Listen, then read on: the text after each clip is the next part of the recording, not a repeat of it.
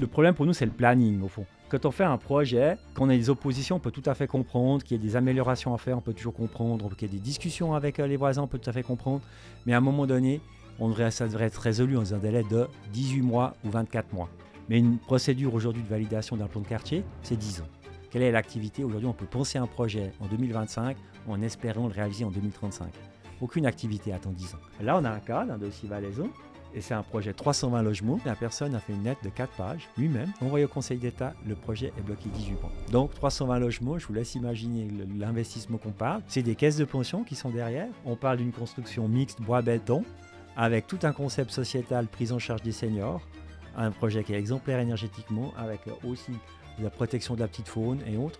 Aujourd'hui, parce que pour une lettre de 4 pages, vous perdiez 18 mois. Et vous n'avez pas débuté la procédure. Hey, c'est Edouard, bienvenue dans l'After, le podcast dédié à l'immobilier et au monde du business en Suisse romande. Ce podcast a un seul objectif, rassembler des experts à travers tout le pays pour vous partager les meilleures informations sur l'immobilier et le monde des affaires. Si vous appréciez le contenu, je vous demande une seule faveur, laissez-nous un avis 5 étoiles sur la plateforme que vous utilisez. Allez, bon épisode. Boris Kliva, tu es fondateur de GFI Suisse. Merci beaucoup d'accepter de faire cet épisode avec moi. Merci de m'avoir invité, Edouard, et puis je suis très content d'être là. Bon, moi aussi j'ai hâte de cet épisode. Je vais commencer en introduction par ce qui s'est passé récemment. Là, on tourne cet épisode, on est fin avril, mais il y a un mois plus ou moins, il y a eu une manifestation à Genève de 1200 locataires dans les rues, le 25 mars. Et puis 10 jours après, 5 avril, début avril, on a 8000 locataires à Zurich qui ont manifesté pour des loyers plus abordables. Okay. Aujourd'hui, les promoteurs sont prêts à construire, les capitaux sont prêts à être investis. On attend sur quoi? On attend sur qui? Alors, construire. Bon, déjà, je tiens à dire que ces manifestations, je pense qu'elles sont légitimes. Et puis, au fond, elles découlent, au fond, clairement d'un manque d'obtention des permis de construire. Parce qu'aujourd'hui, si on regarde depuis 2018, le nombre de permis de construire n'arrête pas de baisser. Donc, au fond, on construit de moins en moins. De l'autre côté, la population augmente, comme chacun le sait. On parle beaucoup de la croissance économique en Suisse. Et puis, forcément, maintenant, on se trouve dans un goulet d'étranglement. Au fond, il n'y a plus assez de logements pour loger les gens de manière correcte et puis qu'ils puissent vivre simplement au lieu où ils veulent être, où ils veulent vivre avec leur famille. Parce que si vous avez une famille et puis que votre fils ou votre fille quitte la maison, maintenant, il doit partir à 30-40 km pour trouver un logement à prix raisonnable. Donc, ça ne va plus, quoi. Donc, aujourd'hui, je pense qu'aujourd'hui, le gros point de blocage, c'est le manque de construction, de nouveaux logements. Et comment? Mais fondamentalement, parce que toi, tu as l'expérience du promoteur. Derrière parce que on entend, les gens entendent ce que les médias disent, ou ils voient ce que les médias disent, ils réalisent aussi ce qui se passe pour eux, c'est-à-dire pour leur propre logement ou quand ils déménagent, c'est là qu'ils remarquent le problème qu'il y a, fondamentalement. D'ailleurs, les gens ne déménagent plus. On a participé à une conférence ensemble d'ailleurs, où le directeur de la DGTL avait dit, les gens maintenant aujourd'hui, quand ils sont propriétaires, enfin ils sont locataires d'un logement et ils ont 3 chambres dans le logement. Ils n'ont plus besoin de 3 chambres, mais ils ne déménagent pas quand même. Ils sont locataires depuis 15-20 ans. Et c'est impossible pour eux de déménager parce qu'ils prendraient un appartement moins bien, plus petit, plus cher. Exact. Aujourd'hui, c'est clair que d'un point de vue intellectuel, de dire aux gens, on va vous mettre à disposition un logement plus petit, plus adapté à vos besoins, parce que voilà, moi j'ai l'exemple type. On a une famille, nos enfants ont quitté la maison, on n'a pas changé de logement. Donc, au fond, notre logement est fondamentalement trop grand par rapport à nos besoins actuels. Mais je ne vais pas changer de logement parce que tout simplement, si je vais dans un nouveau logement aujourd'hui, ça va me coûter plus cher. Mais pourquoi ça me coûte plus cher? Parce qu'au fond, les prix des terrains ont fortement augmenté ces 10-15 dernières années parce qu'il y a eu une raréfaction des terrains. Les normes de construction ont fortement augmenté. Donc, aujourd'hui, les coûts de la construction ont fortement augmenté. Pas uniquement lié à l'inflation. Il y a aussi toute la réglementation qui nous impose. Faire un chauffage à l'époque avec une chaudière à mazout, ça ne vous coûtait pas cher. Maintenant, faire un chauffage sans énergie fossile qui est bien régulé, c'est beaucoup plus cher. Donc ça, c'est simplement un exemple que les gens... Et puis, à un moment donné, on se trouve effectivement avec des logements 2 pièces construits en 2025, dont le prix de location sera plus élevé qu'un 4 pièces et demi qui a été construit même en 2000, qui a 25 ans. Donc les gens ne vont pas déménager. Je crois qu'il faut être clair. Et... ça va être un gros problème sociétal. Je veux dire, et pourquoi ils ne déménageront pas? Parce qu'on ne construit pas assez de logements, comme on n'a pas assez d'offres. ben, les propriétaires ont quand même la possibilité de maintenir des prix élevés qui correspondent à ces coûts de construction.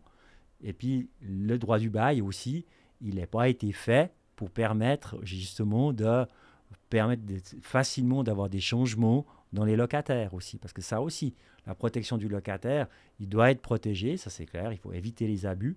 Mais par contre, je pense qu'aujourd'hui, on arrive dans un système où on a tellement voulu opposer propriétaire-locataire que c'est deux mondes qui ont de la peine à discuter et deux mondes qui aujourd'hui ont de la peine à trouver des intérêts communs.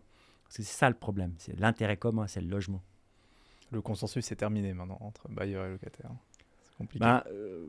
Ouais, je dirais aujourd'hui le politique, consensus est terminé d'un point de vue politique. D'un point de vue politique, il est terminé. Ouais. Ton expérience en tant que promoteur, quand tu vois ça dans les médias, effectivement, je sais pas, tu vois cette manifestation-là, fondamentalement, peut-être si on revient sur les chiffres aujourd'hui concrètement, parce que pour GFI Suisse, c'est assez parlant, je trouve. On en a parlé avant, mais c'est quoi sur les années à venir, le volume d'investissement que vous voulez mettre dans l'immobilier, et puis qu'est-ce que vous pouvez réellement faire? Alors, je tiens juste à rappeler, comme GFI Suisse, on fait des projets immobiliers durables. Donc, on est très attaché aux 3 piliers du développement durable, d'accord? Donc, au fond, je pense qu'on est un acteur qui est responsable. Donc, ça, je tiens quand même à le souligner. Mais aujourd'hui, notre capacité de projet aujourd'hui au stade du permis de construire, sur ces 4 prochaines années, je dirais même 5 prochaines années, ça représenterait qu'on devrait dépenser, si on obtenait les permis qui sont bloqués aujourd'hui, à peu près 8 millions d'investissements par mois. J'ai bien dit par mois, je n'ai pas dit par année. Donc aujourd'hui, on a l'argent, on a les projets, mais on ne peut pas construire. Aujourd'hui, on dépense à peu près 600 000 francs par mois parce qu'on a un projet qui avance. C'est même pas 10% de ce que vous devriez de notre capacité aujourd'hui dans les projets. Donc, il est clair que ce manque d'activité économique, parce que si on prend les 3 piliers de développement durable, aujourd'hui, on n'arrive pas à construire des logements, je dirais, qui correspondent aux souhaits des gens, c'est-à-dire des logements qui ont le minimum d'impact pour l'environnement, qui devraient permettre aux gens, aujourd'hui peut-être qui habitent dans des logements qui doivent être rénovés, de trouver des logements justement avec très peu d'énergie fossile, être à moins de 2 kg de CO2, sans énergie fossile du tout même.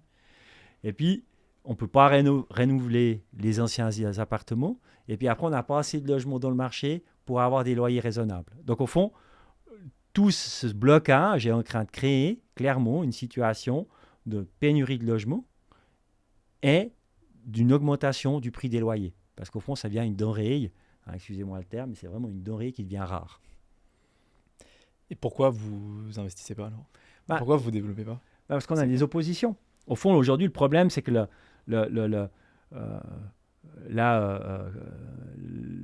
il est clair que le problème pour nous, c'est le planning, au fond. Quand on fait un projet, aujourd'hui, quand on a des oppositions, on peut tout à fait comprendre qu'il y a des améliorations à faire, on peut toujours comprendre, qu'il y a des discussions avec les voisins, on peut tout à fait comprendre. Mais à un moment donné, ça devrait être résolu dans un délai de 18 mois ou 24 mois. Parce qu'aujourd'hui, de toute façon, après 18 ou 24 mois, à un moment donné, les échanges, les idées, les débats d'idées ont eu lieu, les propositions ont eu lieu, elles doivent être tranchées. Mais une procédure aujourd'hui de validation d'un plan de quartier, c'est 10 ans. Alors, quelle est l'activité aujourd'hui? Moi, je pose la question. Quelle est l'activité aujourd'hui? On peut penser un projet en 2025 en espérant le réaliser en 2035. Aucune activité attend 10 ans. Puis ça aussi, ça a un coût. Ça a un coût important.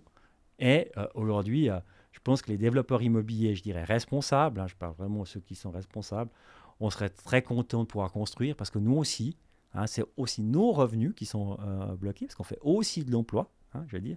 Donc, nous ne pouvons pas créer de l'emploi, nous ne pouvons pas faire fonctionner des entreprises qui veulent faire un travail en respectant les conventions collectives. Et tout ça, on est en train de les gripper. Puis à la fin, in fine, c'est le locataire qui se trouve pris en otage parce qu'il n'a pas de logement ou des prix de loyer trop chers. Et il faudrait quoi pour débloquer ça, en soi? Je pense qu'il faut. Alors aujourd'hui, d'un point de vue politique, il faut être clair, l'urbanisme, tout ce qui est urbanisme, n'est pas un sujet politique porteur. Au fond, si vous voulez vous faire réélire, je pense qu'aujourd'hui, c'est plus un piège pour un politicien qu'un sujet qui est porteur. Donc il est clair qu'il faudrait modifier les règles du jeu. Mais aujourd'hui, comme je disais déjà, aujourd'hui, on a les locataires et les propriétaires ont de la peine à discuter. Donc au fond, là, on voit très bien que pour les objets existants, on a un problème. Et puis pour développer des projets, c'est discuter avec les voisins qui ont la possibilité de faire facilement opposition.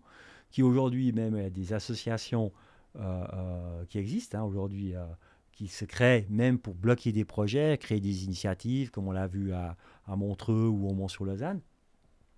Donc aujourd'hui, c'est trop facile de bloquer un projet immobilier qu'à respecter un processus légal et conforme aux souhaits du canton et de la commune. Donc aujourd'hui, on se trouve vraiment avec une partie juridique qui est bien hors de proportion, au fond, qui va décourager, je pense, les développeurs à terme et les investisseurs.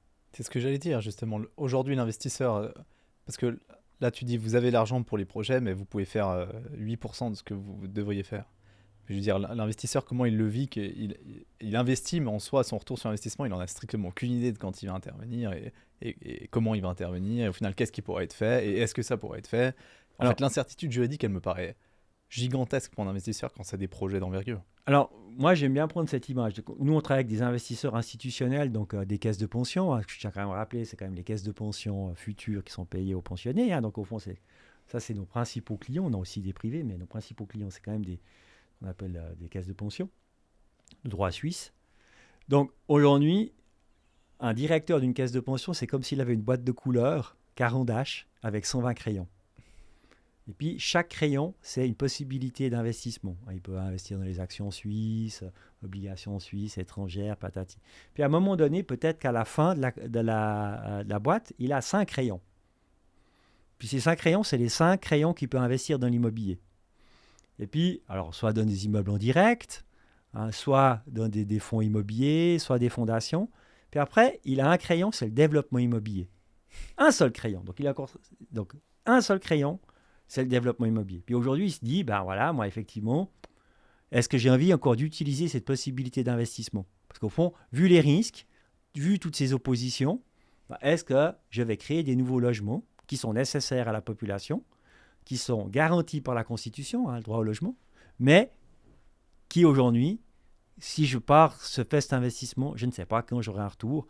Et en plus, je m'expose à de fortes critiques, parce qu'il faut quand même être clair, maintenant, faire des projets immobiliers, d'un point de vue, L'image, quoi. L'image, ouais. C'est quand même délicat. Politiquement, ça ne fait pas l'unanimité. Ça. Je dirais, politiquement, au fond, un développeur immobilier, c'est vrai qu'il faut reconnaître, il y a eu suffisamment de bêtises qui ont été commises dans les années 80-90 pour que les développeurs immobiliers soient bien mis sur qu'on ne soit pas satisfait par certains développements qui ont eu lieu ou des promesses qui n'ont pas été tenues.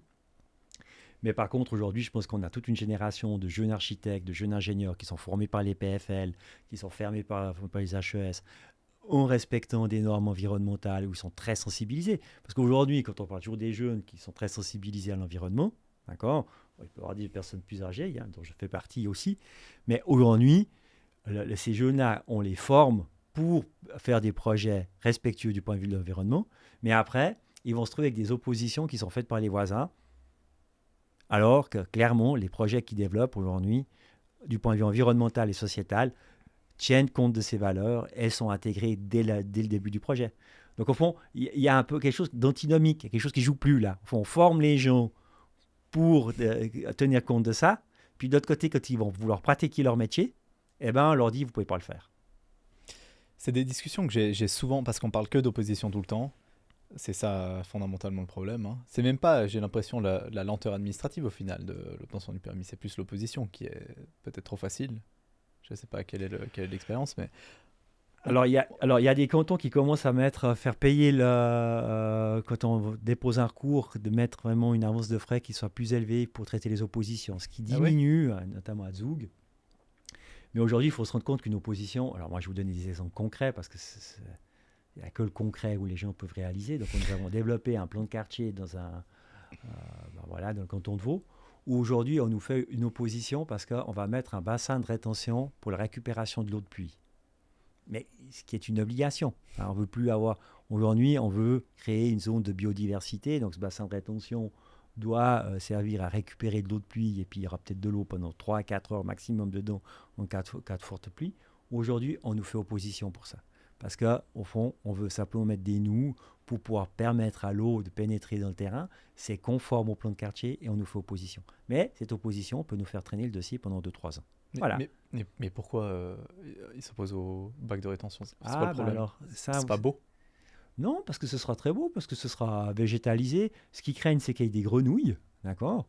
Mais il n'y aura jamais de grenouilles. Vous voyez ce que je veux dire? Vous tombez dans l'irrationnel. Vous tombez dans l'irrationnel. Il n'y aura jamais. Aujourd'hui, c'est juste la récupération de l'eau de pluie qui doit s'évacuer. Puis au fond, au lieu qu'elle s'évacue par un tuyau puis qu'elle part directement dans les eaux claires, bah aujourd'hui, elle part simplement, elle arrive dans ce bassin pour permettre une pénétration, pour créer de la biodiversité, mais c'est pas pour avoir un étang. Je veux dire, donc aujourd'hui, les gens sont... Le deuxième exemple, toujours dans le même projet, les gens font opposition à la place de jeu des enfants. Aujourd'hui, je me pose des questions. Voilà, moi, je veux dire, aujourd'hui, bah, on a tous été enfants, on a tous eu besoin de place pour pouvoir, justement, pour pouvoir jouer. Alors aujourd'hui, je me pose la question, pourquoi je ne peux pas faire quoi, comme développeur immobilier, alors qu'on a confirmé qu'on mettrait un éclairage indirect, qui s'éteindrait le soir, qu'on mettrait des choses aussi phono-absorbants. Aujourd'hui, on fait opposition. Là aussi, on va perdre 2 ans à peu près pour une place de jeu. Donc aujourd'hui, je pense qu'il y a un problème de l'adéquation des moyens aussi de la justice. Parce qu'aujourd'hui, si la justice, les tribunaux sont engorgés, aussi, c'est pas je pense que les juges font correctement leur travail. Mais aujourd'hui, il y a un problème de moyens, de ressources pour traiter les dossiers suffisamment rapidement. Et ça les opposants jouent avec. Et puis l'autre point aussi, peut-être au niveau de la justice, maintenant, au fond, on constate qu'on peut avoir des décisions qui sont un peu hors sol, je dirais.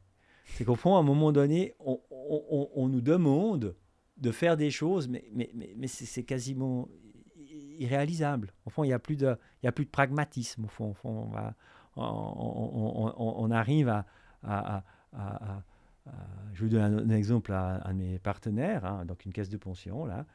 Au fond, ils ont eu un problème avec une casquette d'un parking. On leur a refusé le permis de construire parce qu'au fond, la casquette du parking, elle était à 2%. Elle n'était pas plate. Voilà.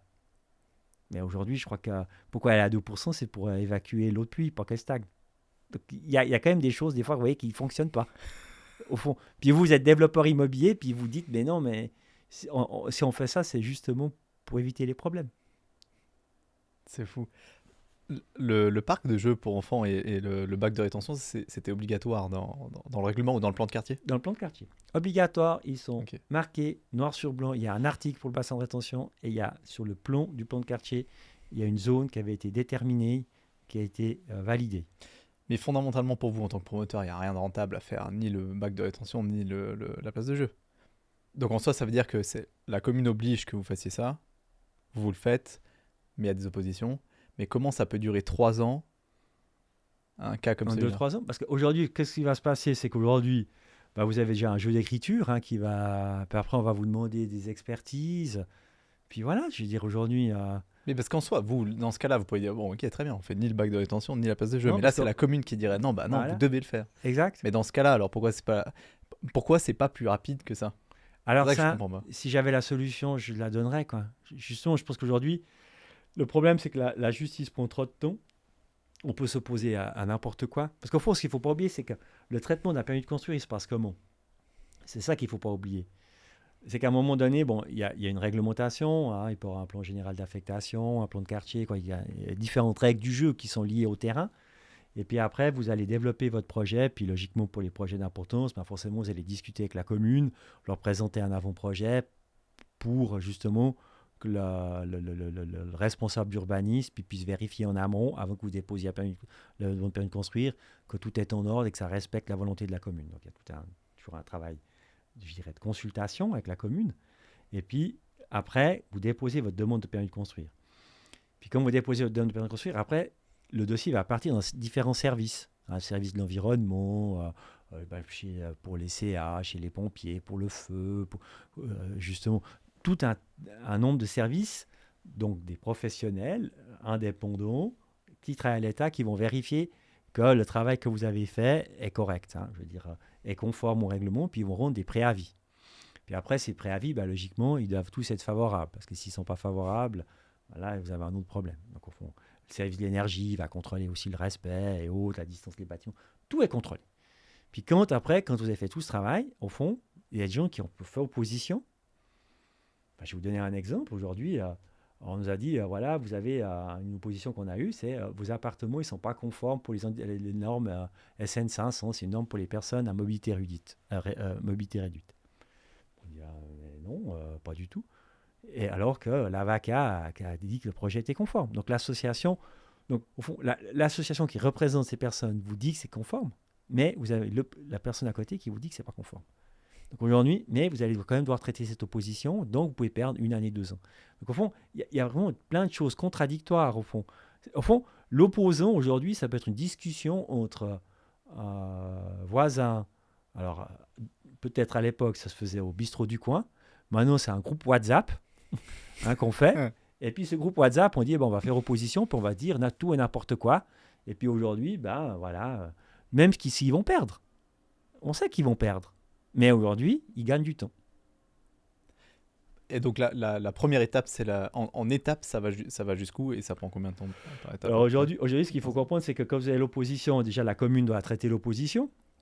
Donc au fond, elle va souvent convoquer les opposants pour leur expliquer si l'opposition n'est pas valable, parce que justement, tout ce travail qui a été fait en amont, tous ces préavis qui ont été faits par le canton, qui a contrôlé l'activité, et puis après, ils vont leur demander s'ils sont d'accord de lever leur opposition.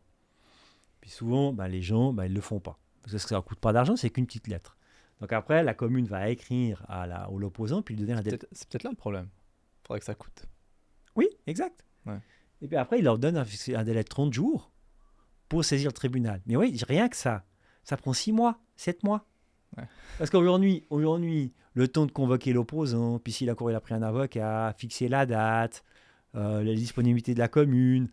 Je veux dire, aujourd'hui, là, vous perdez déjà minimum entre 6 et 9 mois. Puis après, il y a la lettre qui part. La personne, après, elle peut faire maintenir son opposition. Alors, si vous êtes au canton de Vaud, vous allez au tribunal cantonal. D'accord? Puis, aujourd'hui, vous avez payé peut-être 3 000 francs d'avance de frais pour faire juger votre opposition sur mon fameux, la place de jeu. Et puis, ça vous coûte que 3 000 francs. Puis, de l'autre côté, vous avez un projet de 120 logements qui est bloqué. C'est ça la réalité. C'est hallucinant, là. Et puis, avec ces 3 000 francs, vous avez pris un avocat. Puis, l'avocat, il vous fait toute une tartine. Il est payé pour ça, d'ailleurs. Hein.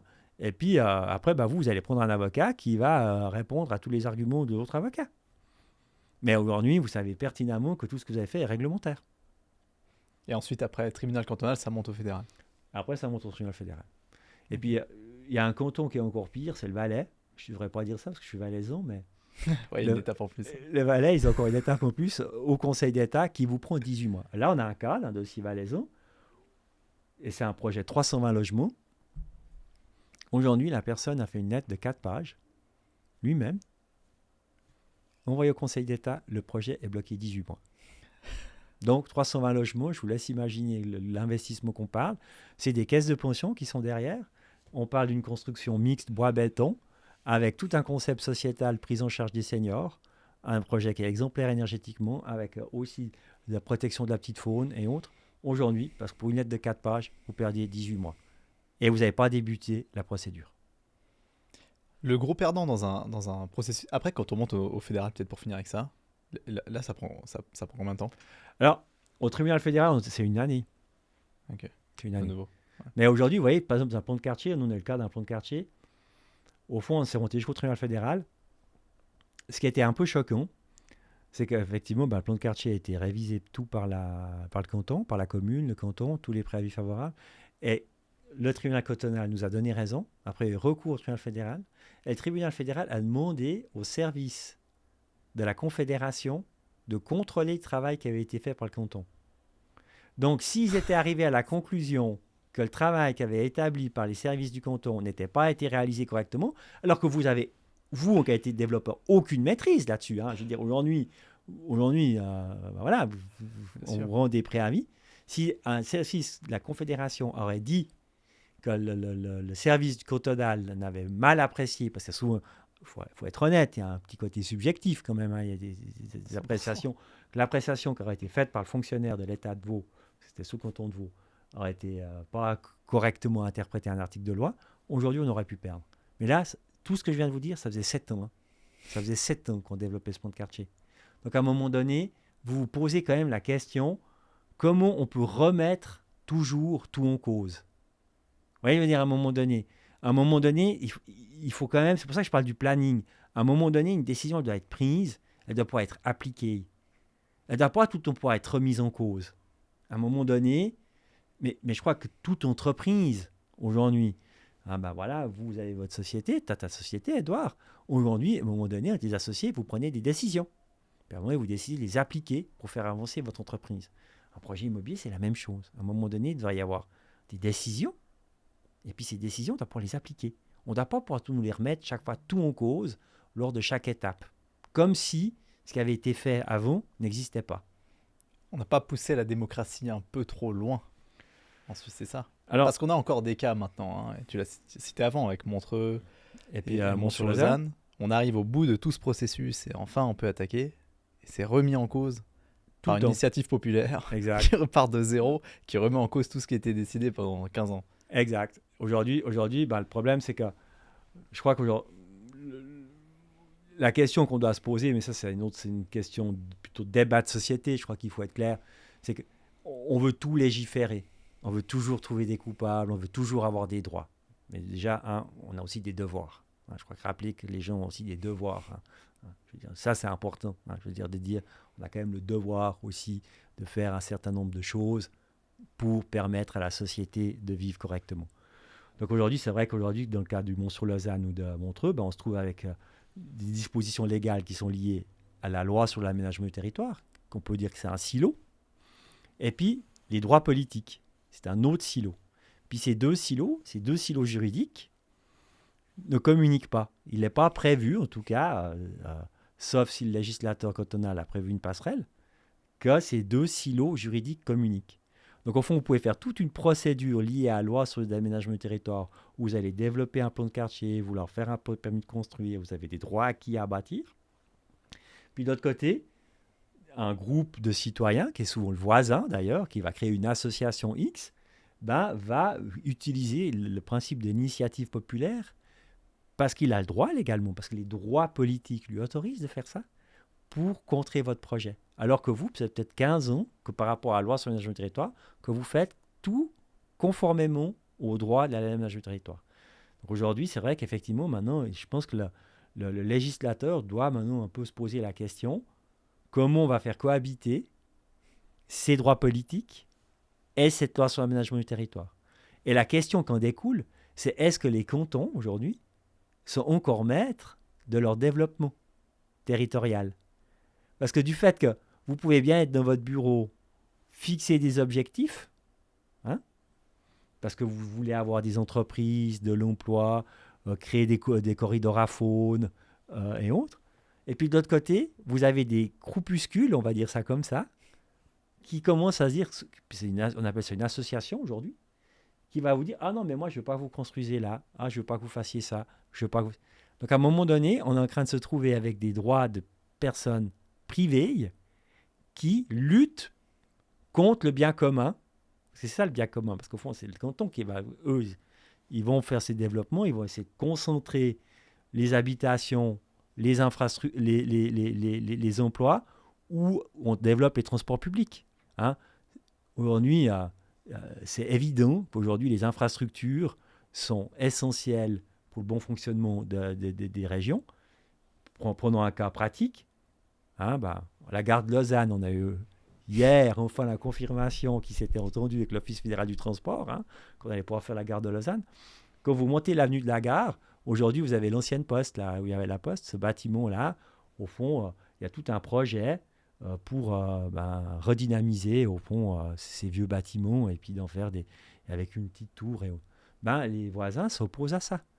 Mais aujourd'hui, si vous ne pouvez pas construire et densifier à côté de la gare de Lausanne, ça sert à quoi d'agrandir la gare? Et aujourd'hui, si vous analysez ce projet, je ne suis pas du tout impliqué, je tiens quand même à le dire, c'est pas du tout, donc rien à voir avec ça.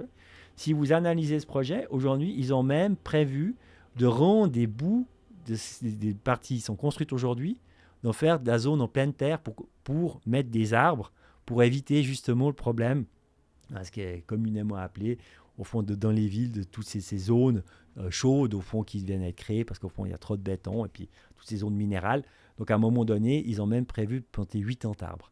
Donc, à un moment donné, au fond, on voit très bien que on est en train de créer une infrastructure pour 2034, sauf erreur, la nouvelle gare de Lausanne. On essaie de développer un projet immobilier de densification, mais ceux qui s'opposent, c'est les voisins. Donc, au fond, on va ni pouvoir créer les places de travail, puis idéalement, les gens viendront en train, donc moins d'impact sur les routes, moins de CO2, et des logements aussi à cet endroit-là, donc juste à côté des transports publics. Et ça, on va lutter contre. C'est là où je pense qu'il y a aujourd'hui, je crois qu'il faut qu'on trouve un système qui permette d'assurer un planning dans le traitement du développement des projets immobiliers. Dans ce genre de projet d'envergure, j'imagine que tu as énormément de contacts avec l'État, qu'on parle du canton ou des communes. Hein. Moi, j'ai le sentiment, à t'entendre parler, que en soi, dans un projet comme ça d'envergure, le promoteur est perdant, l'investisseur est perdant évidemment. Mais la commune aussi est perdante, et le canton aussi est perdant. Et au final, l'individu est perdant aussi, n'importe qui, à l'exception du seul voisin qui s'est opposé au projet. Exact. Tout le monde est perdant, sauf celui qui veut un peu, en guillemets, poser une cloche sur où il vit, pour que rien ne bouge, parce qu'au fond, c'est son petit confort personnel. Alors, c'est clair que faire des travaux, c'est pas agréable. Hein. Je crois qu'il faut être réaliste. Hein. Je veux dire, si vous développez un projet immobilier, parce qu'il y a 3-4 ans de travaux, parce qu'il y a l'importance, voilà, ça fait de la poussière, ça fait du bruit, surtout au début. Donc au fond, c'est pas agréable. Mais à un moment donné, je pense qu'on doit quand même pouvoir faire ces développements pour le bien de la société et le bien-être de tout le monde. Aujourd'hui, je crois qu'aujourd'hui, on est vraiment sur une opposition du bien public contre les intérêts privés. Et aujourd'hui, les intérêts privés ont trop de possibilités de bloquer ces projets. Et ça, je crois que... Et aujourd'hui, comme je disais tout à l'heure, je pense que les projets qui sont développés aujourd'hui sont nettement plus qualitatifs du point de vue, si on prend la notion des 3 piliers du développement durable.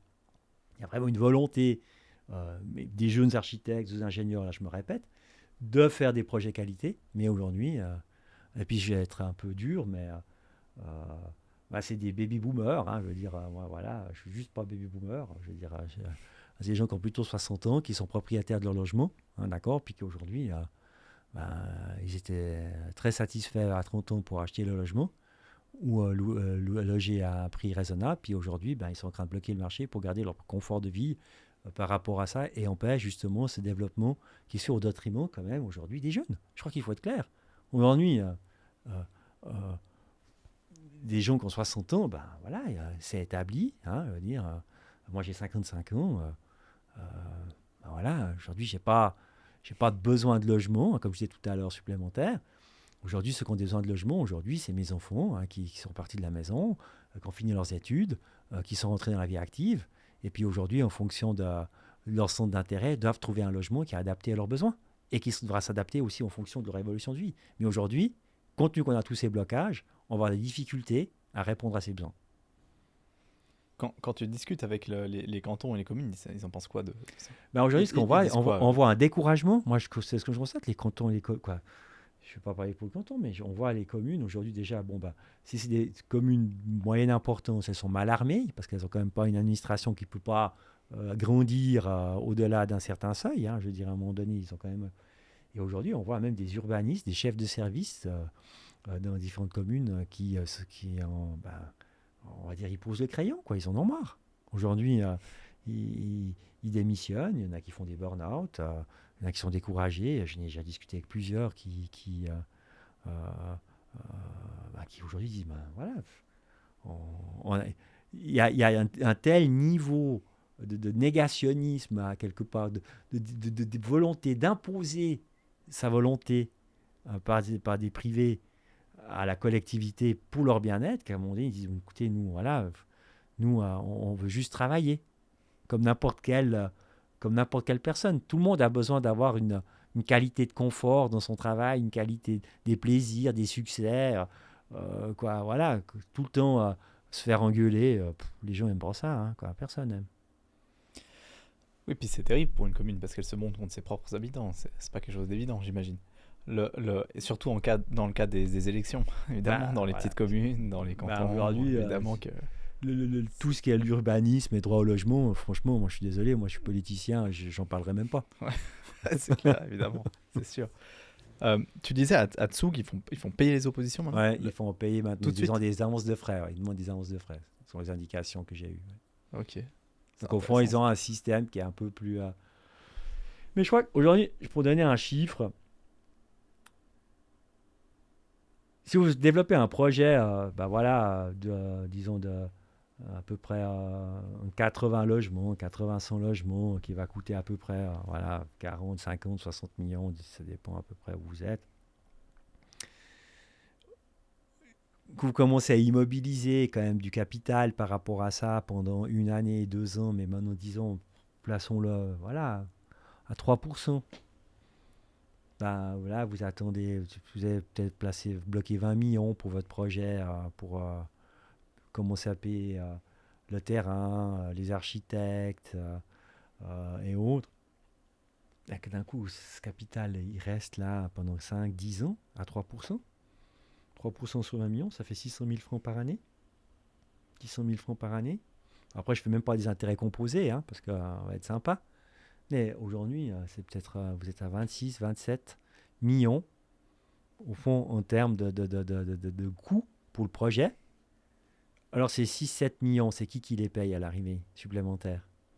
C'est le locataire à la fin de la journée, quoi. Exact. Donc, on est vraiment dans un système où tout le monde est perdant. Parce que l'investisseur, lui, il n'a pas intérêt à bloquer son argent comme ça.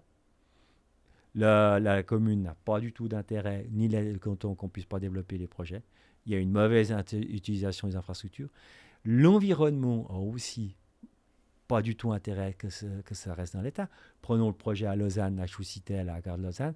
Ils vont replanter des arbres, ils vont remettre des choses en place, mieux utiliser la pleine terre et autres. Aujourd'hui, souvent, prenons le projet à Rolle qui avait avec l'usine Schenck. Aujourd'hui, on parle tout d'enlever des usines, restituer à peu près 80% du terrain aujourd'hui pour en faire de la pleine terre. Donc à un moment donné, aujourd'hui, il faut bien comprendre qu'à un moment donné, toutes ces zones industrielles ou de réaffectation, aujourd'hui, à l'arrivée, écologiquement, c'est nettement meilleur. C'est nettement plus favorable, pas seulement à la population en termes économiques, mais aussi en termes environnemental et sociétal, si les projets sont faits correctement. Il faudra à un moment donné des logements neufs pour pouvoir rénover l'ancien, pour pouvoir transférer les gens. Et ça, ce jeu, c'est terminé. C'est comme on discutait avant là, de commencer le podcast. Aujourd'hui, les gens vont plus oser déménager, n'osent plus déménager. Et il y a même là l'article qui est sorti la semaine passée, où on commence à dire aux gens, si vous avez un logement, vous avez intérêt à thésauriser un peu d'argent de côté chaque mois pour pouvoir payer, si vous devez déménager dans 10 ans, pour pouvoir payer la différence de coût de loyer pour garder votre niveau de vie. Mais je crois qu'aujourd'hui, c'est pas comme ça que ça doit fonctionner. Je pense qu'il y a un gros problème. On doit résoudre le problème du logement. Si on prend à Genève, aujourd'hui à Genève, j'avais lu, mais ça veut dire quelques années en arrière, que si on passait 2% de la zone agricole en zone constructible, on résolvait tous les problèmes de logement de Genève. Alors la question que je pose, c'est est-ce qu'on va continuer à créer cette surtension sur les zones à bâtir, donc avec des prix affolants? Est-ce qu'aujourd'hui, on va continuer à bloquer ces peu de terrain qu'on a disponibles? Je pense qu'aujourd'hui, des décisions devront être prises, des décisions courageuses par le monde politique. Alors, c'est des décisions politiques, effectivement, et je rebondis là-dessus parce que les partis sont assez séparés. Dis-moi ce que tu en penses, moi c'est comme ça que je le vois. Je trouve que l'UDC d'ailleurs a lancé, ils ont lancé leur initiative durabilité, qu'on votera d'ailleurs certainement cette année, qui plafonne la Suisse à 10 millions d'habitants. Donc eux, ils ont dit on arrête la demande. Parce qu'au final, c'est une question d'offre et de demande. L'immobilier, c'est comme tout. C'est comme n'importe quel marché économique. Donc aujourd'hui, on n'a pas assez d'offres, on a énormément de demandes, et voilà. Et ça s'est accéléré en 2022, ça s'est encore accéléré en 2023, ça s'est encore accéléré en 2024, ça continue. Et donc l'UDC dit on arrête. On coupe l'entrée, puis c'est un moyen de régler le problème, c'est vrai. Et d'ailleurs, dans leur article, c'est super intéressant, mais je vais le prendre ici parce que c'est très parlant, je trouve, de la position de l'UDC. Si on va sur leur site internet, tout en haut, parce qu'il y a un site internet pour cette votation, la toute première phrase, c'est L'immigration incontrôlée vers notre pays fait planer sur nous l'ombre d'une Suisse à 10 millions. Cette véritable explosion démographique surcharge nos infrastructures, détruit notre nature et fait encore augmenter les loyers. Après l'afflux net de 180 000 personnes en une seule année en 2023, il faut enfin agir. Voilà. Ça, c'est la phrase d'introduction de leur site Exact. internet. Et en gros, infrastructure et loyer détruit la nature, ça vise l'immobilier. En soi. Exact. Construction, donc Exact. eux, ils veulent pas construire plus, ils veulent arrêter la demande. D'un autre côté, le PLR fait l'opposé. Donc, il disait, on ne peut pas arrêter, on ne peut pas bloquer à 10 millions d'habitants, c'est clair, on doit construire plus. Voilà. Alors, moi, je dois avouer, c'est un peu comme l'initiative du DC sur l'immigration de masse, où au fond, moi, j'ai encore jamais vu un criminel, parce qu'on avait un criminel qui était sur l'image de la fiche du DC. J'ai encore jamais vu un criminel s'annoncer au poste de police pour dire qu'il venait faire des délits en Suisse. Donc au fond, l'immigration légale, je dirais aujourd'hui, c'est peut-être pas celle la plus dérangeante pour la population. D'accord ? Je crois qu'aujourd'hui, quelqu'un qui va être dans l'illégalité, de toute manière, donc déjà, là, mais maintenant par rapport au chiffre de 10 millions, de toute façon, le problème est déjà résolu aujourd'hui. C'est ça qui est intéressant. C'est qu'il y a une étude de la HEC Lucerne, ou HES Lucerne, au fond, il n'y a pas suffisamment de terrain disponible, de toute façon, pour arriver à 10 millions d'habitants. De terrain constructible. Constructible. Ouais. Donc, terrain constructible disponible pour les 10 millions d'habitants. Ils sont arrivés à cette conclusion. Donc, de toute manière, on n'arrivera pas à construire aujourd'hui, sans une modification forte de la législation et une accélération des procédures, d'accord, pour atteindre l'objectif de 10 millions. Il faut savoir que la première étude qui parlait d'un taux de vacances à 0%, qui est sortie, je veux dire, elle est sortie il y a 4 ans en arrière. Il y a 4 ans en arrière, il y avait déjà une première étude qui disait en 2030, nous aurons un taux de vacances à 0%. Ah ouais. Donc aujourd'hui, quand on est en train de parler de ça, aujourd'hui, tout ce qu'on est en train de discuter, c'est simplement quelque chose qui est connu. Donc l'initiative de l'UDC, aujourd'hui pour 10 millions d'habitants, je veux dire, aujourd'hui, pour moi, déjà, matériellement, on n'aura pas assez de terrain pour offrir ça. Donc, au fond, on va créer cette crise du logement. Puis maintenant, les gens qui vont vouloir venir en Suisse, vous n'allez pas pouvoir les bloquer. D'accord ? Puis ceux qui viendront là pour des motifs, je dirais un peu, tout ce qui est légaux pour le travail, de toute façon, c'est pas des... Je crois, voilà, ils viennent là pour travailler, on ne peut pas les empêcher. Maintenant, aujourd'hui, pour moi, le problème que je vois aujourd'hui, c'est surtout ce problème du fer à cheval. Je vais m'expliquer. Aujourd'hui, au fond, les partis politiques, au fond, c'est comme un fer à cheval. Vous avez la gauche, vous avez la droite. Donc, au fond, on a les Verts et le Parti Socialiste. Et l'UDC, au fond, ces deux extrêmes se rejoignent. Au fond, c'est les bouts du fer à cheval. Puis, au fond, après, les gens qui essayent d'être raisonnables, au fond, c'est ceux qui sont le plus éloignés d'eux. Parce qu'au fond, comme la forme d'un fer à cheval. Donc, au fond, maintenant, on a des partis politiques qui utilisent les arguments de l'autre pour atteindre leur objectif. Et vice-versa. Ça va dans les deux sens. Je veux dire, des fois, on regarde certaines votations dans les chambres, on est comme un peu surpris comment ça se passe, si on analyse les votes. Donc, à un moment donné, aujourd'hui, on est vraiment sur cette problématique de fer à cheval. Donc, l'initiative de l'UDC à 10 millions d'habitants, à mon avis, elle n'est pas juste. Maintenant, la problématique de la croissance, effectivement, aujourd'hui, je crois qu'on doit arriver à une croissance qualitative, on doit arriver à bien respecter les enjeux environnementaux. Je pense que la Suisse a les moyens de les respecter, mais c'est quand même le même parti politique qui, aujourd'hui, a empêché, je dirais, toutes les subventions pour les panneaux solaires et autres, et aussi baisse empêche les rénovations des bâtiments. Donc, au fond, ces gens-là, sous des couverts environnementaux, parce qu'ils ont leur objectif, c'est de limiter l'immigration, vous parlez d'environnement. Déjà, il y a un problème de crédibilité pour moi. Je veux dire, aujourd'hui, il faut être clair, soit on est cohérent. Et puis, de l'autre côté, je dirais, de l'autre extrême, on voit très bien qu'aujourd'hui, c'est les mêmes gens qui sont souvent dans des associations qui vous empêchent de développer des quartiers. Parce qu'au fond, c'est ça la vérité, pour des questions environnementales. D'accord ? Parce qu'au fond, c'est vrai que quand vous allez... faire des travaux, il faut être clair pendant cette phase-là, du point de vue environnemental, c'est quand même pas top. Je veux dire, même si vous prenez des protections pour préserver la nature, je veux dire, même, il y aura toujours. Donc, à un moment donné, on voit bien que ces deux extrêmes, aujourd'hui, elles utilisent les peurs des gens, elles utilisent les arguments, mais aujourd'hui, concrètement, elles ne proposent rien. Voilà, ça, c'est ça. C'est ça la vérité. Et puis aujourd'hui, je reviens un peu sur le consensus. Le consensus veut qu'on fasse des concessions. Le consensus veut qu'on puisse avancer.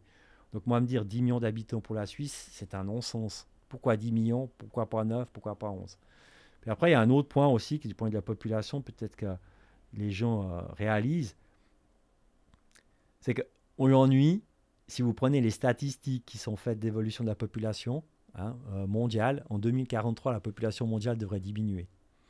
Même la population de la Suisse devrait diminuer à partir de 2050. Si, parce qu'au fond, il y a une baisse du taux de natalité qui est très importante.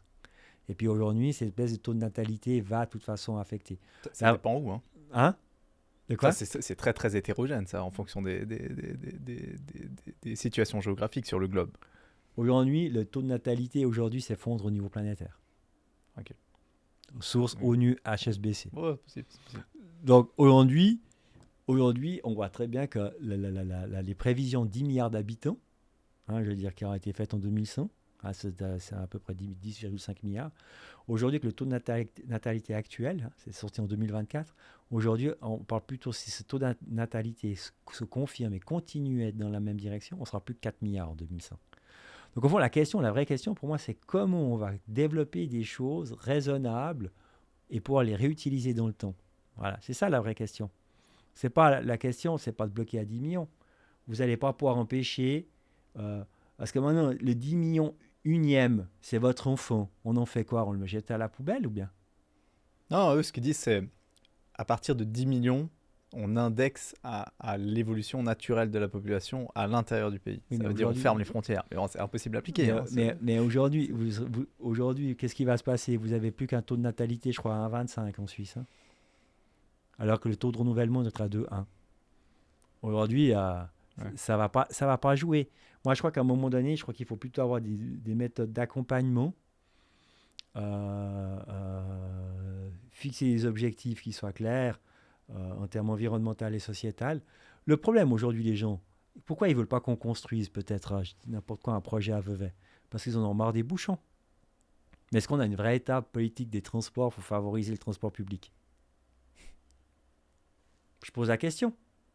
Peut-être pas forcément la gratuité, mais à un moment donné, je crois est-ce qu'on a vraiment une politique forte à ce niveau-là? Non, on n'a pas de politique forte à ce niveau-là. Je crois qu'il faut être clair. On a un très bon système de train, mais aujourd'hui, on n'est pas, on prend encore trop la voiture. C'est vrai.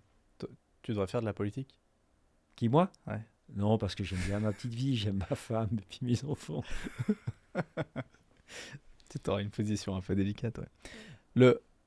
Pour revenir sur le marché immobilier, donc l'UDC veut arrêter la demande, le PLR veut construire plus, le centre ne dit pas grand-chose, j'ai l'impression un peu attentiste, et puis la gauche, VRPS, ensemble, disent plus ou moins la même chose, c'est-à-dire qu'eux, ils veulent continuer l'évolution démographique, arrêter de construire quand même, ils s'opposent quand même vachement à la construction. Alors, moi, je dirais les Verts et le Parti Socialiste, c'est vrai qu'aujourd'hui, ils veulent favoriser, ils sont d'accord avec une immigration et autres, parce que c'est clair, idéologiquement, ça fait partie de leur idéologie, mais on doit loger les gens, quoi. Et à un moment donné, il faut juste être clair. J'ai regardé les chiffres de l'État de Vaud, justement, c'est ce qu'on parlait tout à l'heure. Au fond, l'État de Vaud, chaque année, ils vous disent pour 100 francs, à quoi ça sert ces 100 francs. Au fond, à quoi servent, quand l'État de Vaud dépense 100 francs, à quoi ça sert? Alors, le premier poste, c'est la prévoyance sociale. Après, vous avez, je dis ça de mémoire, prévoyance sociale, après vous avez l'enseignement, puis après vous avez santé, puis après, ces trois postes représentant à peu près 75% des charges de l'État, d'accord, Puis après, il y a les autres 25% qui peuvent être pour l'économie, la sécurité publique, l'environnement, le transport, et ce genre de choses. Ce qui est assez intéressant, quand vous regardez ça depuis 2018, au fond, vous avez une augmentation sur ce que la prévoyance sociale, et aujourd'hui, au détriment qui se fait au niveau économique et sécuritaire. Les gens, qu'est-ce qu'ils cherchent aujourd'hui, Qu'on aime ou qu'on n'aime pas Trump, d'ailleurs, on n'a rien de commun avec, je dis rien de commun avec ce monsieur. Mais aujourd'hui, qu'est-ce que les gens ils votent? Ils veulent avoir à manger dans leur assiette, ils veulent avoir une qualité de vie, et puis ils veulent pouvoir sortir de chez eux en étant tranquille. Aujourd'hui, c'est les postes qui diminuent de manière concrète chaque année dans le budget de l'État de Vaud. On alloue toujours moins de ressources à ça. Moi, je pose des questions. Deuxième chose, vous regardez l'augmentation du budget. L'augmentation du budget se fait plus vite que l'augmentation de la population. Donc, ça veut dire que l'État a toujours plus de tâches régaliennes. Mais à un moment donné, toutes ces tâches régaliennes, au moment donné, est-ce qu'aujourd'hui, vous avez l'impression que les collectivités publiques traitent plus rapidement vos demandes quand vous avez une demande pour quelque chose? Personne n'a cette impression-là. Donc, aujourd'hui, on se trouve avec une augmentation des ressources de l'État, mais qui doivent, avec une augmentation des tâches régaliennes. On a même mis en place des systèmes informatiques pour traiter plus rapidement nos demandes, mais le citoyen n'a pas l'impression. Donc, à un moment donné, moi, je pense qu'il y a un problème de déficience. Et puis, je crois qu'il y a un problème, effectivement, comme il y a des élections tous les 4 ans, il y a certains sujets qu'on ne veut plus aborder. Ouais. Typiquement, le logement. Parce que ça ne fait pas réélire. C'est vrai. Aucun parlementaire va attaquer ça de manière frontale. Hein. Personne. Jamais. Et aujourd'hui, sur qui on va taper, c'est le développeur immobilier. C'est de sa faute. C'est l'investisseur. C'est de sa faute. Mais aujourd'hui, je peux vous dire, moi, des gens des caisses de pension que je fréquente, c'est des gens très raisonnables. C'est des gens qui ont plutôt une vision à long terme. Eux, leur objectif, c'est de verser des rentes après à leurs affiliés, donc aux gens qui sont à la retraite plus tard. Aujourd'hui, c'est pas des... c'est pas Wall Street, je veux dire. Je crois qu'il faut un peu revenir à... C'est des gens qui veulent simplement pouvoir investir de l'argent dans un cadre légal qu'on leur assure avec une rentabilité. Qu'est-ce qu'ils visent? C'est 4% de rentabilité. C'est ce qu'on appelle le tiers payant pour permettre de financer les retraites. À 4%, ils s'en sortent. Vous savez, on a une votation aujourd'hui sur la 13e rente. Ça coûte 4 milliards par année. 4 milliards et demi par année. C'est 13e rente. Mais moi, la question que je pose, comment on va financer la retraite des enfants qui naissent aujourd'hui? C'est impossible. C'est assez simple. C'était simple. La solution, elle est là. Aujourd'hui, chaque enfant qui naît, aujourd'hui, on devrait mettre 20 000 francs sur un compte. Ça coûtait 2 milliards par année. Moi, j'ai fait le calcul. Ça coûte 2 milliards par année. Donc déjà, ça coûtait moins cher que la 13e rente pour les personnes âgées. Parce qu'il y a moins de naissances que de personnes qui sont âgées. Et aujourd'hui, vous mettez 20 000 francs. Vous mettez 20 000 francs par enfant. Puis maintenant, vous faites 20 000 francs fois 1,04 à la puissance 65. Ça vous fait à peu près 250 000 francs de capital par enfant. La baisse des revenus de l'AVS, vous les compensez grâce à cette allocation. Et ça n'aurait pas coûté un franc de plus à l'AVS. Vous voyez ce que je veux dire? Ça. À un moment donné, il y a des moyens, je veux dire aujourd'hui. Mais à un moment donné, c'est vrai qu'un enfant qui naît, le bulletin de vote, il ne va pas le mettre. Non. Par contre, quelqu'un qui a peut-être un certain... Voilà, va le mettre. Donc au fond, l'approche, elle est déjà biaisée aujourd'hui à un moment donné. Et je crois qu'aujourd'hui, il y a des possibilités d'améliorer les choses, mais aujourd'hui, concrètement, on est tenu par des élections régulières avec des idées de parti qui, à un moment donné, je reviens sur cette notion de fer à cheval. Puis aujourd'hui, le logement, nous, comme développeurs immobiliers, on est vraiment pris là-dedans parce qu'on nous demande de faire des dossiers sociétaux. Donc, au fond, d'offrir des logements qui vont convenir à des seniors, donc sans, forcément l'ascenseur, des rampes, des cuisines qui sont adaptées, qui peuvent s'abaisser, des salles de bain aussi. Donc, au fond, on a vraiment un certain nombre de critères pour ces logements pour les seniors. On nous demande, après maintenant, de mettre en place des programmes pour peut-être faire la prise en charge des seniors. On nous demande de créer des salles communes pour faire de l'animation, pour faire ça. On nous demande de tenir compte de toute la problématique de la petite faune, tous les pièges à petite faune, de mettre en place ces choses. Mais de l'autre côté, on ne sait pas quand c'est qu'on va pouvoir investir. Donc à un moment donné, là on a craint maintenant, je pense que c'est comme si vous demandiez à quelqu'un de courir le 100 mètres en moins de 10 secondes, mais en même temps, vous lui tirez une balle dans le pied. Puis à un moment donné, vous lui dites de courir, mais personne n'y arrive. Personne ne va y arriver. Intéressant l'analogie. Pour revenir sur la politique et l'immobilier, on entend souvent maintenant, et venant de la gauche de plus en plus, mais on a quand même une accélération de l'étatisation un peu du marché immobilier, c'est-à-dire l'implication de l'État dans le marché immobilier, avec des droits de préemption, des multiplications des contraintes, une multiplication des lois, plus d'administratifs, etc., etc. Mais en soi, si on réfléchit, on prend un peu de recul, est-ce que les communes, les villes, les cantons les plus à gauche devraient être les moins frappés par la pénurie de logements, là où l'État, en final, est plus fort et a plus d'impact. Mais ce qui se passe exactement, la réalité du marché, c'est exactement l'inverse. La réalité du marché, c'est l'inverse. Les capitaux l'inverse. ne sont pas du tout inversés. Si on regarde Lausanne, si on regarde Genève, c'est des villes extrêmement à gauche, donc très, très, très, très État protectrice, si on veut bien. Et c'est là où la pénurie de logement frappe le plus. Aujourd'hui, on voit sur Genève, aujourd'hui, ils ont une politique très, très restrictive depuis de nombreuses années, et c'est où payer les loyers les plus chers. Voilà. Donc, au fond, je pense qu'aujourd'hui, il y a un besoin d'un cadre, il y a un besoin d'accompagnement, mais à un moment donné, il y a aussi un besoin d'action. Et puis, il faut être clair, vous ne pouvez pas avoir que des logements sociaux, il y en a besoin, donc il y a un besoin, et je crois qu'il est évident qu'il faut que ça puisse se faire. Et puis, à un moment donné, il y a aussi un besoin de pouvoir créer suffisamment de logements pour éviter qu'il y ait un manque de logements. Et puis là, aujourd'hui, comme on n'a qu'un seul objectif, c'est de créer des logements sociaux, mais créer des logements sociaux pour un investisseur, 100% de logements sociaux, c'est pas possible. C'est pas possible parce que les règles en termes de construction, elles sont les mêmes. Les coûts de construction sont les mêmes.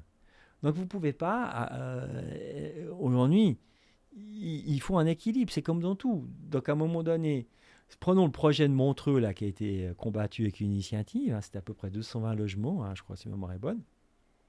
C'est toujours pas fini, on attend l'arrêt du tribunal fédéral. Donc on verra qu'est-ce que nous dit le tribunal fédéral au mois de juin.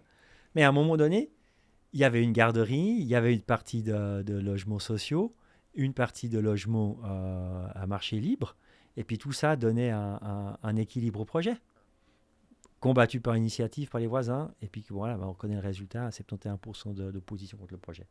Mais à un moment donné, il y a un besoin de cet équilibre. Donc au fond, vous n'allez pas pouvoir corriger aujourd'hui peut-être les erreurs du passé en disant maintenant ces 10 prochaines années, on va faire que des logements sociaux. C'est pas possible. Et puis les droits de préemption, on a l'exemple à Prilly. Il y a ce fameux projet, c'est quand même un terrain à 60 millions qui a été développé pendant de nombreuses années avec les développeurs. Et puis le jour où il y a la vente, la commune a fait valoir, le plan de quartier était validé, il a fait valoir la préemption en faveur d'une société coopérative. D'accord ? Je pense qu'aussi, il y a aussi un problème de confiance maintenant que les développeurs et les communes. Ça, c'est certain. Parce qu'à un moment donné, vous ne pouvez pas dire j'ai investi mon temps, des dizaines d'heures, des capitaux, et puis le jour où vous atteignez l'objectif, on vous dit non, on va donner ça à un autre. C'est qui paye ça d'ailleurs, les heures là. Alors, le problème du... là, c'est toujours le problème, c'est que vous allez pouvoir faire valoir le prix d'achat du terrain, les frais de développement liés à comment dirais-je, les mandataires, ouais. Mais le développeur, peut-être qui avait une structure là, pour développer le projet, parce que vous voyez, vous ne pouvez pas faire ça en 2 cafés. Donc vous n'allez pas faire valoir vos frais, puis les coûts du capital. Donc là ce sera assez problématique. Ça, mais comment ça se fait que ça peut pas être valorisé ça ? Comment vous savez, les frais internes de la société, tu as déjà réussi à les faire valider toi, au fond ? Moi aujourd'hui c'est comme GFI Suisse, si aujourd'hui j'ai un projet qui se plante, je peux bien dire oui, j'ai travaillé X centaines d'heures là-dessus, c'est votre risque. C'est hallucinant ça. Est-ce que tu penses que la population de manière générale aujourd'hui elle utilise un petit peu est-ce que tu penses que le promoteur aujourd'hui, le promoteur de 2025, il subit le- les arriérés un peu du promoteur de 1985 qui effectivement a abusé, ou c'est une excuse? Alors, moi, je crois qu'il faut... Moi, je pense qu'il faut être honnête. Il y a eu des abus. Hein. Il y a eu clairement des abus. Voilà. Par contre, et puis maintenant, puis maintenant, c'est plus facile de dire c'est le promoteur qui est fautif. Mais comme je disais tout à l'heure, les promoteurs ont évolué, tous les acteurs immobiliers, je dirais, ont évolué. Hein. Alors, il va rester toujours 2-3 moutons noirs, hein, c'est comme dans toute activité. Mais de manière générale, tous les développeurs institutionnels d'une certaine importance, ils ont tous pris en considération ça, et les mandataires aussi. Maintenant, par rapport à la population, moi je pense qu'aujourd'hui, la population, elle ne voit pas ça, parce que on est déjà vraiment dans un milieu B2B, là, je veux dire, vraiment. Bien sûr. Mais par contre, la population, tout ce qu'elle voit, c'est qu'aujourd'hui, les prix des logements deviennent inabordables. Maintenant, il faut être les deux pour travailler. Hein, d'ailleurs, maintenant, c'est un couple, maintenant, c'est de travailler les deux à 80%. Hein, je veux dire, voilà, c'est ça, il faut être à 160% hein, pour pouvoir... un enfant, voilà. Le deuxième, on commence à beaucoup réfléchir. Hein. C'est ça la vérité, hein. Je veux dire, c'est pas... clairement. Puis je comprends tout à fait ce raisonnement. Mais à un moment donné, travailler les deux à 80% avec un système de LPP où vous avez... on vous retient, enfin, vous avez la déduction de coordination qu'on vous fait. Ben, tous ces gens-là vont arriver après à la retraite avec pas suffisamment de rente. Tout le système doit être repensé en fonction du logement qui est devenu problématique, des changements des comportements des gens.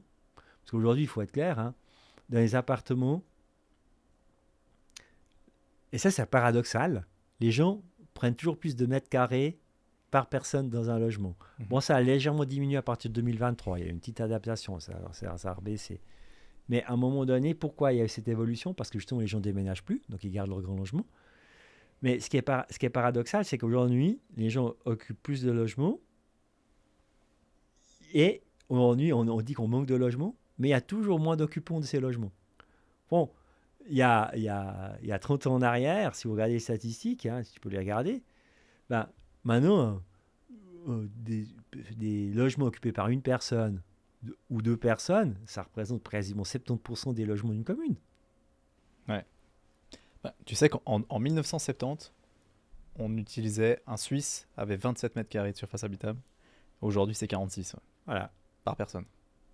Et aujourd'hui, x2 presque. et le nombre de personnes qui occupaient les logements en 1970 était plus important par logement qu'aujourd'hui en 2025. Mais pourquoi? Il faut être privacité, les gens. Ils veulent plus partager. Ouais. Non, mais je pense qu'aujourd'hui, il y a les familles, elles sont toujours plus petites. Ouais.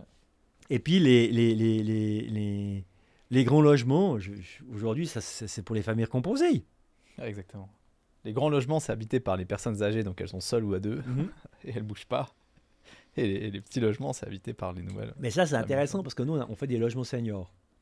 Ouais. Donc, on a testé des logements vraiment adaptés pour les seniors, avec un cahier des charges assez strict à ce niveau-là. Hein. Et quand on les a mis en location, on avait fait des 3 pièces et demie, des 2 pièces et demie, et puis des 1 pièce et demie. Les 3 pièces et demie, on ne les a pas loués. Ouais. Parce que les seniors n'ont pas... Parce qu'ils ont besoin de quand même un certain nombre d'adaptations pour rester à domicile. Hein.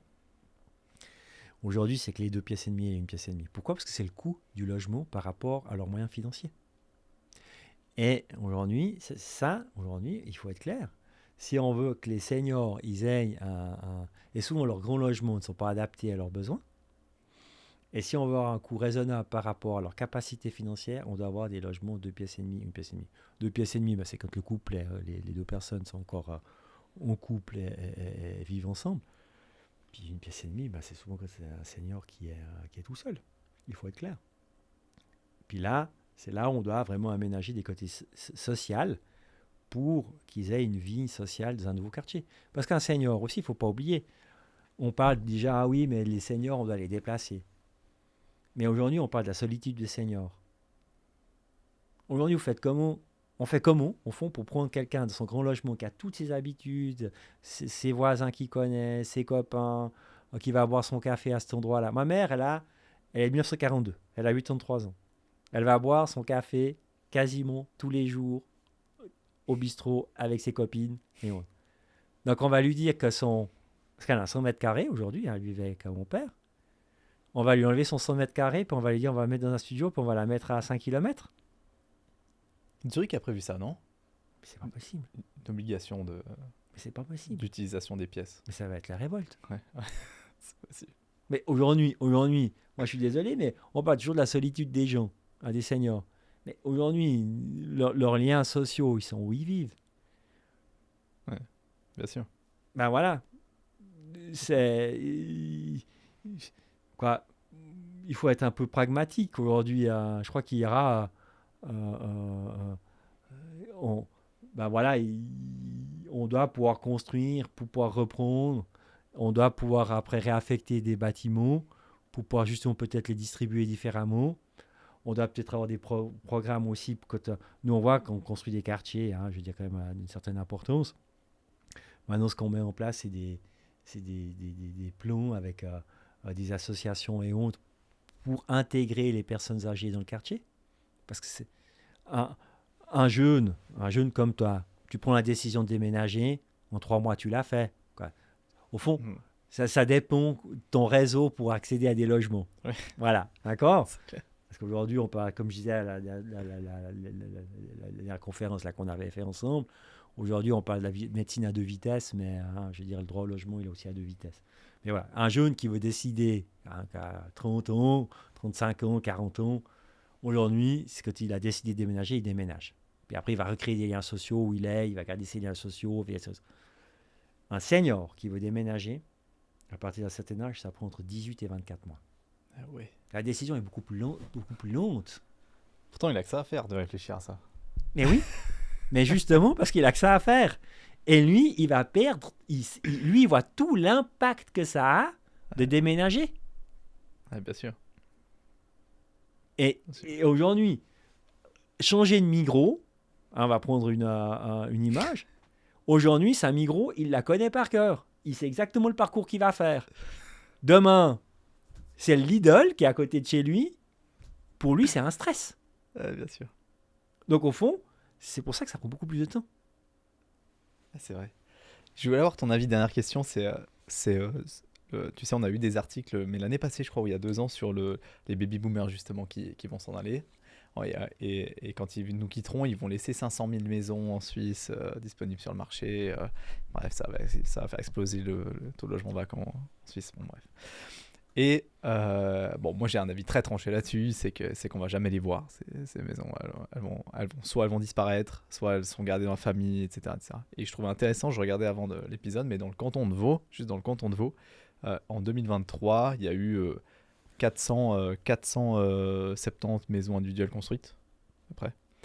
C'est moins que depuis 1996. Là. Les statistiques s'arrêtaient en 1996. Mais déjà en 1996, il y en avait 600 construites par année. Puis aujourd'hui, on n'a jamais construit autant peu de maisons individuelles. On n'en construit plus, d'ailleurs. Bon, on n'en veut plus parce que c'est une mauvaise utilisation du sol, de toute façon. Tout à fait.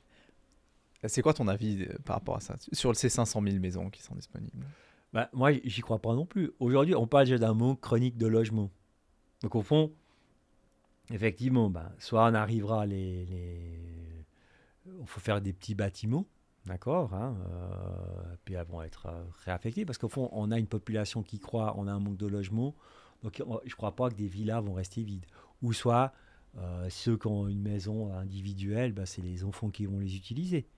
Voilà, moi aujourd'hui, je ne crois pas qu'il va y avoir 500 000 villas, logements qui vont arriver et puis qui vont rester vides, quoi. Alors ça... ça serait un non-sens total et je pense que Non, mais ce que disait le journal en soi, c'était plutôt la pénurie de logement va être réglée par ça. Non, je pense pas. Non, je pense pas non plus, parce qu'aujourd'hui le problème qu'on va avoir, c'est que ces 500 000 logements, d'accord.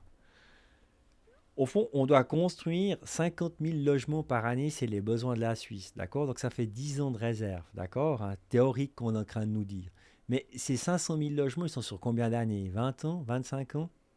Ouais, c'est ça, c'est 25 Et, ans. et puis aujourd'hui, au fond, ils vont simplement être pris dans le flux, puis ils vont être rénovés.